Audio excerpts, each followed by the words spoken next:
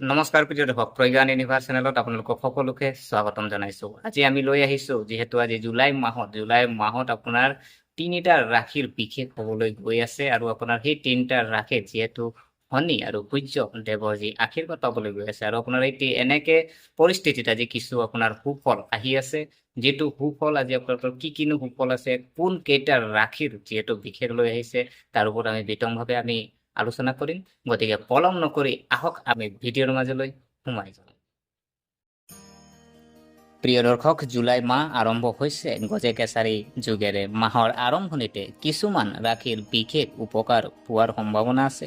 আপোনালোকক কওঁ যে 2025 চনৰ আজি আপোনাৰ 3 জুলাই তাৰিখে সন্ধিয়া 6:40 ন্যায়ৰ দেৱতা শনি দেৱ আৰু আপোনাৰ গ্ৰহ ৰজা সূৰ্য দেৱৰ ইজনে সিজনৰ পৰা 100 ডিগ্ৰী দূৰত্বত থাকিব আৰু এই পৰিস্থিতিয়ে শতংখ যুগৰ সৃষ্টি কৰিছে আৰু ইয়াৰ উপৰিও মিথুন ৰাশিত সূৰ্য বৃহস্পতিৰ সংযোগো হৈ আছে আৰু যাৰ বাবে আপোনাৰ গুৰু আদিত্য যুগৰ সৃষ্টি হয়। আৰু এনে পৰিস্থিতিত শনি সূৰ্য আৰু বৃহস্পতিৰ প্ৰভাৱৰ বাবে এই তিনিটা ৰাশিৰ জাতক জাতিকাই বিশেষ উপকাৰ লাভ কৰিব পাৰে আৰু এই সময়ছোৱাত সূৰ্যৰ প্ৰভাৱে মানুহৰ আত্মবিশ্বাস বৃদ্ধি কৰিব, আনহাতে শনিয়ে কৰ্মত সফলতাৰ যোগো সৃষ্টি কৰিব।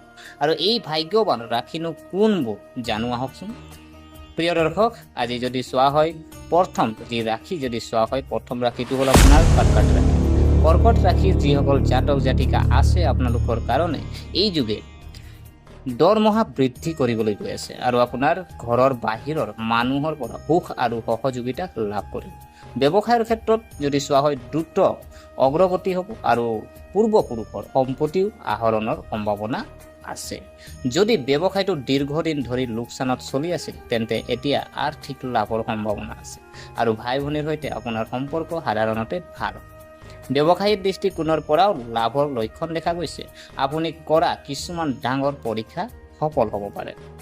প্ৰিয় দৰ্শক, এয়া আছিলে কৰ্কট ৰাশিৰ ওপৰত। যিহেতু ইয়াৰ পিছৰ যদি ৰাশি চোৱা হয়, আপোনাৰ সিংহ ৰাশি হয়। সিংহ ৰাশিৰ জাতক জাতিকাৰ বাবে বিশেষ হ'বলৈ গৈ আছে। আপোনাৰ শতন যুগৰ যি আপোনাৰ এই যুগ যি সৃষ্টি হৈছে, এই যুগৰ বাবে আকাংক্ষিত ব্যক্তিয়ে যি আপোনাৰ অবিবাহিত জাতক জাতিকাৰ জীৱনত প্ৰৱেশ কৰিব পাৰে। প্ৰেমৰ সম্পৰ্কবোৰ গভীৰ হৈ পৰিব, আয়ৰ অতিৰিক্ত উৎসৱ সৃষ্টি হ'ব আৰু কেৱল এয়াই নহয়, কেৰিয়াৰৰ উন্নতিৰ বাবেও কৰা প্ৰচেষ্টাই এতিয়া ফল দিব। ঘৰ বাহিৰৰ উভয়তে ঘনিষ্ঠ লোকৰ পৰা সহযোগিতা আৰু সমৰ্থন পাব আৰু গুৰুত্বপূৰ্ণ কামবোৰ সফলতাৰে কৰিব পাৰিব আৰু এই সময়ত বিনিয়োগৰ বাবেও উপযোগী হ'ব।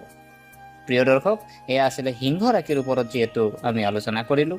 ইয়াৰ পিছত যিহেতু আমি তিনিটা ৰাশিৰ ওপৰত আমি আলোচনা কৰিছিলোঁ, তো কথা কোৱা হৈছিলে যে তিনিটা ৰাশিৰ সুফল হৈছে। তো 3 নম্বৰ ৰাশিটো হৈছে প্ৰিয় দৰ্শক মকৰ ৰাশি।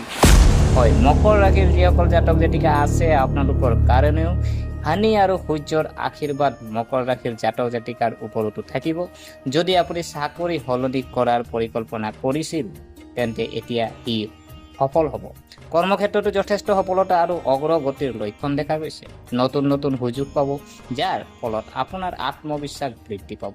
পৰিয়ালৰ পৰিৱেশ ভাল হ'ব, প্ৰেমৰ সংগীৰ লগত ভাল টিউনিং হ'ব আৰু যদি আপুনি কাৰ্যালয়ত পদোন্নতিৰ বাবে অপেক্ষা কৰি আছে, তেন্তে আপোনাৰ ইচ্ছা পূৰণ হ'ব। আপোনাৰ আত্মবিশ্বাস বাঢ়িব আৰু বিদেশ ভ্ৰমণ বা চাকৰিৰ বাবেও আপুনি নতুন সুযোগ পাব।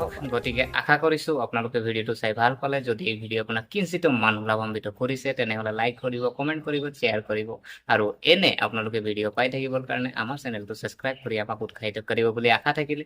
পুনৰ লগ পোৱাৰ প্ৰতিশ্ৰুতিৰে আজিলৈ বিদায় মাগিলোঁ। ধন্যবাদ।